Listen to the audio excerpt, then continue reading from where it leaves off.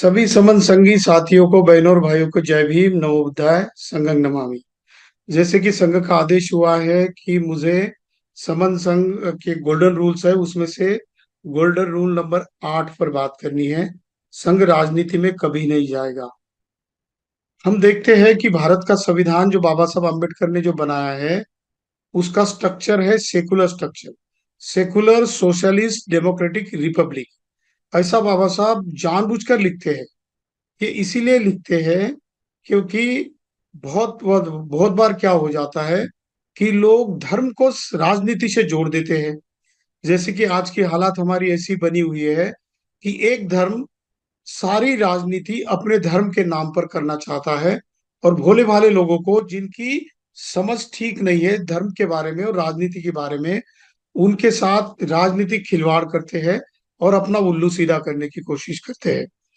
तो इसके लिए संघ राजनीति में नहीं जाएगा, ये रूल समन संघ ने क्यों बनाया है? इसका जो बेस है हमारा, वो भारत के संविधान में निहित है।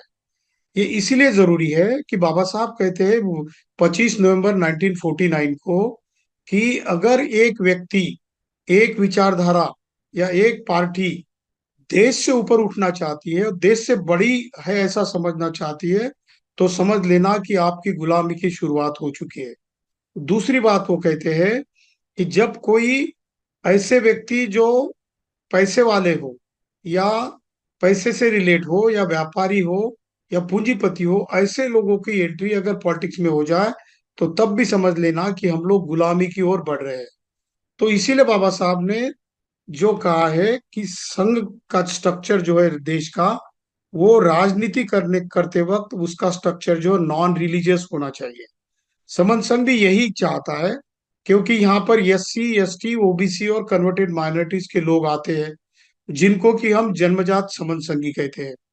अब ये सीधे आ जाएंगे, अगर उनको दिखाई देगा कि किसी एक ही धर्म को वैल्यू दी जा रही है, तो वो लोग नाराज हो जाएंगे। वो कहेंगे अरे हमारी बात यहाँ पर नहीं होती। क्योंकि बाबा साहब कहते हैं कि यहाँ पर इस देश का हर आदमी सबसे पहले अपने रिलीजन को, अपने धर्म को तवज्जो देता है, मानता है। और जब वो राजनीति में भी जाता है, तो वो पहले देखता है कि मेरे समाज के, मेरे जाति के, मेरी बिरादरी के कितने लोग हैं। तो इससे नुकसान होता है कि देश का एक सेकुलर स्ट्रक्चर डिस्टर्ब होता है।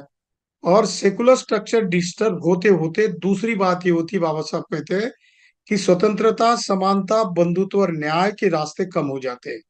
क्योंकि हर कोई चीज अगर कोई देश चलाने वाला सोचता है, तो अपने मजहब के हिसाब से, अपने देश के हिसाब से, अपने विचारों के हिसाब से करना चाहता है। तो ये बात नहीं होना चाहिए। इसीलिए राजनीति जो है, वो संघ राजनीति में नहीं जाना चाहता है। लेकिन संघ से पैदा हुए लोग जो होंगे विचारों से, वो लोग राजनीति में जाएंगे। इसका बेनिफिट क्या होगा? कि जैसे मैं एक उदाहरण दे दूं, कि जैसे हम खदान में या कोई माइंस में हीरा देखते हैं, तो हीरा एक पत्थर के रूप में होता है। उसको वो हीरा करके हम मानते नहीं, किसी पत्थर जैसा मानते हैं। उसको जोहरी की बहुत जरूरत होती है। जब वो पत्थर किसी जोहरी को दिखाया जाता है, तो वो कहता है तो इसमें हीरा है। लेकिन जब तक जोहरी हीरे को तराशता नहीं है, उसको पहलू नहीं गिराता है, तब तक वो हीरा लोग पत्थर करके ही मानते हैं। तो समन संघ का रोल है कि राजनीति में जाने से पहले जो भी कोई व्यक्ति समन संघ से जुड़ेगा, उसको समन संघ तराशता है। तो समन संघ की भूमिका यहाँ पर हीरे को तराशने वाली जोहरी की जैसी है। यहाँ पर जो भी कोई सामान्य इंसान, हम देखते 2 साल पहले बहुत सारे यहाँ पर समन संघ की भाई और बहनें, खासकर हमारी महिला बहनें हैं, इनमें से तो किसी को अपना परिचय देने तक की हिम्मत नहीं होती थी। लेकिन पिछले 1 साल, 1.5 साल से जैसे हमारी बहनें और हमारे कुछ भाई लोग यहाँ पर जुड़े हैं, आज बिल्कुल आधा आधा घंटा तक एक बढ़िया तरीके का कंसेप्ट देते हैं, समन संघ की भूमिका समझा कर बताते हैं।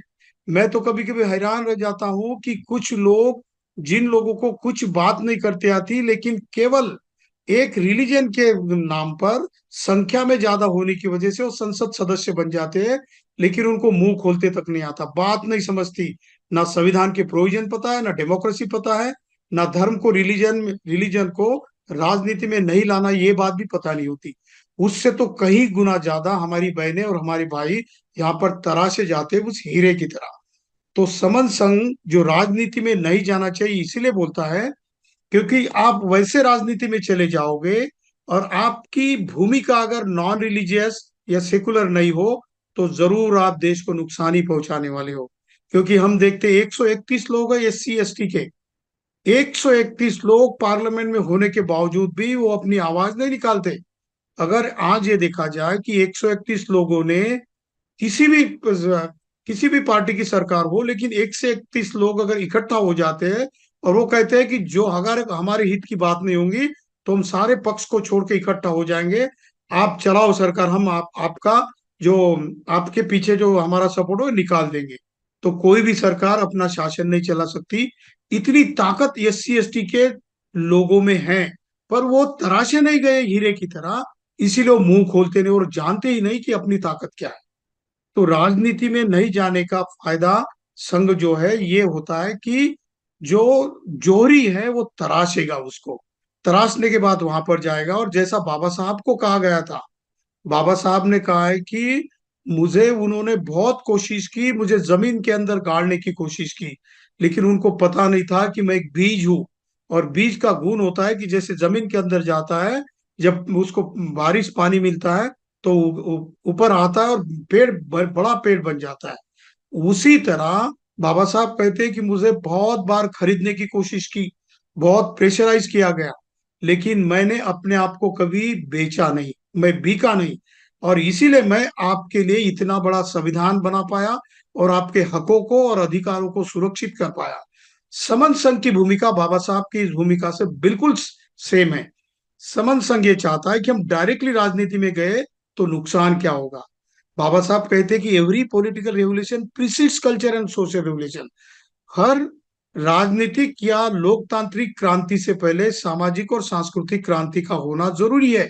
कम से कम उसके साथ साथ होना तो भी जरूरी है, क्योंकि जब तक आप सामाजिक दृष्टि से और सांस्कृतिक दृष्टि से परिपक्व नहीं हो जाते, आप राजनीतिक तौर पर परिपक्व नहीं हो सकते। इसीलिए बाबा साहब ने क्यों हमारे समन संघ की बुद्ध जैसे, सम्राट अशोक जैसे, ज्योतिराव फूले, पेरियार, संत रविदास, गुरु नानक, इन लोगों की उंगली पकड़ने की कोशिश क्यों की बाबा साहब ने? वो इसीलिए उनको पता था कि हमारा कल्चर अलग है।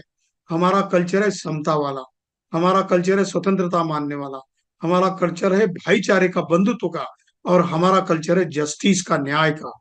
ये सारी बातें समन संघ राजनीति से हट के लोगों को सिखाती है।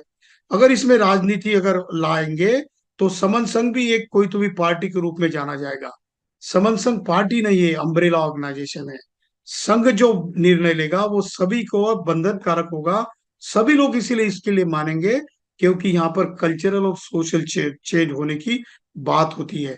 और जो लोग समन संघ की नीतियों को जानेंगे, वो लोग राजनीति में जाएंगे तो उस डायमंड की तरह तराशे हुए लोग होंगे। वो कभी बेचे नहीं जाएंगे, कभी अपने आप को मतलब बिकवाएंगे नहीं या किसी को बिकवाएंगे नहीं और खुद नहीं बेचे जाएंगे।